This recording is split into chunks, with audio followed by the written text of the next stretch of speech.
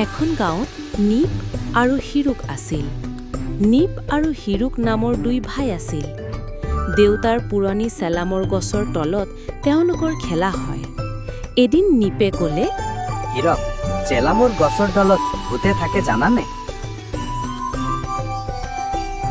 হিৰকে নিপক ক'লে। ভূত তোৰ মাথো মূৰত থাকে। তাৰ পিছত নিপে খেলিবলৈ গ'ল।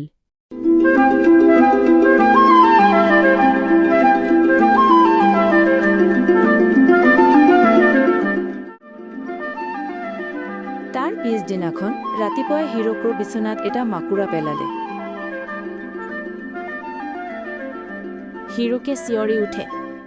আই, ভূত, ভূত। নিপে হাঁহি হাঁহি কয়। ভূতত মূৰত নে বিচনাত? তেতিয়া হিৰক খং কৰি ক'লে, হে ভাই, এতিয়া মই চাম ৰাতি ক'ত থাকা।